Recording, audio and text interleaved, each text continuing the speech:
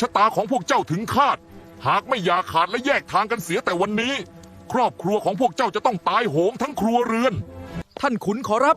ไออาจารย์เถื่อนนั่นมันหลอกชาวบ้านให้เลิกกันอีกแล้วขอรับครอบครัวจะแตกแยกกันไปหมดแล้ว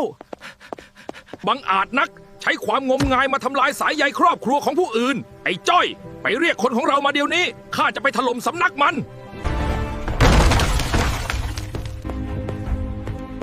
เอ็ง